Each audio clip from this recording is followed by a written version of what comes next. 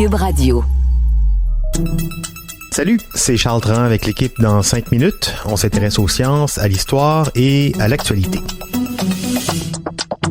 Aujourd'hui, on parle de la peur.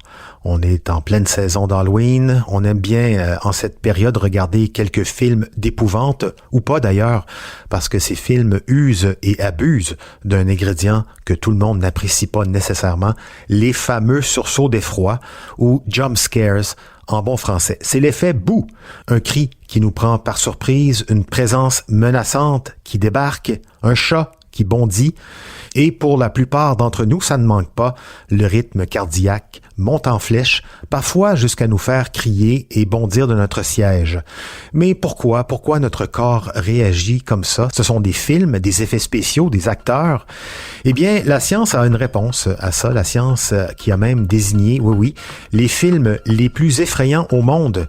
Voici Baptiste Zapirin.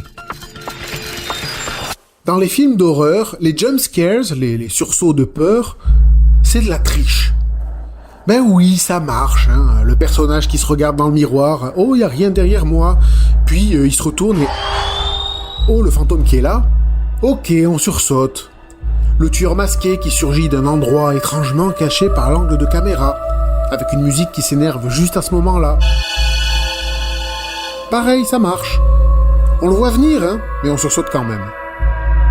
Mais c'est de la triche, parce que le film, en fait, il ne nous fait pas vraiment peur, il se contente plutôt de nous surprendre, le plus brusquement possible, pour activer notre instinct de survie.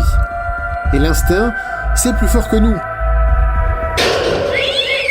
Notre corps réagit automatiquement, guidé par des millions d'années de réflexes inscrits dans l'ADN, que ce soit devant un film, dans une maison hantée, ou une ruelle sombre. Tout part du cerveau. Dès qu'il y a un stimulus représentant une menace rapide ou surprenante, une porte qui se ferme brusquement par exemple, l'amygdale s'active. L'amygdale, c'est une partie clé du cerveau qui traite la peur et qui contrôle les réactions de surprise du corps. Pour déclencher un cri par exemple, ou pour nous pousser à sauter, à esquiver, à des gestes réflexes. Une fois que l'amygdale est activée, elle incite l'hypothalamus, la section du cerveau qui contrôle les hormones, à libérer de l'adrénaline et à préparer nos muscles à l'action. Ça active aussi le locus coruleus, une zone du tronc cérébral qui synthétise l'hormone de stress, la noradrénaline. Alors ça met nos sens en alerte. On a le rythme cardiaque et la pression qui montent en flèche, le sang afflue vers nos extrémités pour être prêt à se servir de nos mains ou de nos pieds. Nos pupilles s'agrandissent aussi, pour capter autant de lumière que possible et bien voir ce qui nous tombe dessus. Bon, alors des fois, on a aussi la vessie et les intestins qui en profitent pour se vider. Mais bon, ça c'est pas tant une technique particulièrement avantageuse pour triompher d'un danger, ça montre surtout que le tronc cérébral ne fait plus de ça une priorité. Une seule chose compte, se concentrer sur la menace. Ensuite, selon les gens, la réponse est plus ou moins exubérante. Certains vont hurler, pour d'autres, leur cerveau les pousse à activer les membres, et donc ils vont bondir ou remuer sur leur sofa devant un film. Mais dans tous les cas, le rythme cardiaque est chamboulé. Et ce rythme cardiaque, c'est ce qu'analyse un groupe de scientifiques britanniques depuis 2020 pour déterminer quel est le film qui fait le plus peur. Concrètement, quel film fait le plus augmenter le rythme cardiaque du public? Alors, on est dans une étude consumériste, on va dire. Les scientifiques travaillent pour la compagnie Broadband Choice, une sorte de protégez-vous britannique spécialisée dans les télécommunications. Et donc, ce qu'ils ont fait, c'est prendre un panel de 250 personnes dont ils ont mesuré le rythme cardiaque pendant qu'ils regardaient une sélection de 30 films d'horreur. Sélection dont on pourrait évidemment débattre sans fin, la magie du cinéma.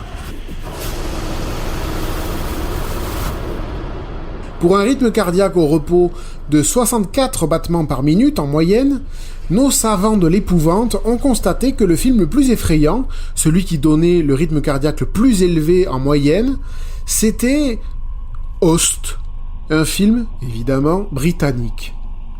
Assez confidentiel d'ailleurs, un film où des esprits viennent semer la pagaille dans des séances Zoom en pleine pandémie de Covid-19. Les spectateurs ont enregistré un rythme cardiaque moyen de 88 battements par minute durant le film. C'est plus que le Halloween de 1978 et ses 77 battements par minute, mieux qu'Alien même, le premier, et ses 71 battements par minute. Après Host venait en deuxième position le film Sinister, Sinistre au Québec, 86 battements par minute. Puis en médaille de bronze Insidious, Insidieux, avec 85 battements par minute. Mais ce film-là, il a la palme d'or de la scène qui a fait le plus bondir les cœurs des spectateurs, qui, à un moment donné, frappait à 133 battements par minute. L'étude ne précise pas de quelle scène il s'agit, mais on est à peu près sûr qu'il s'agit de l'apparition d'un protagoniste mystérieux dans le dos d'un personnage. Ouais, encore une grosse ficelle. Oui, et bien sûr, d'autres facteurs vont entrer en jeu dans ce qui nous fait peur ou pas. Pour les films, l'âge auquel on les voit a certainement une très grande influence. Moi, par exemple, j'ai vu Psychose 2 beaucoup trop jeune, Norman Bates qui tue du monde à coups de pelle, et résultat, depuis, je déteste les films d'horreur. Je ne vois pas l'intérêt de me faire peur avec des films de fiction d'horreur. Déjà qu'avec la réalité, on est bien servi. Merci Baptiste Zapirin, c'était en 5 minutes.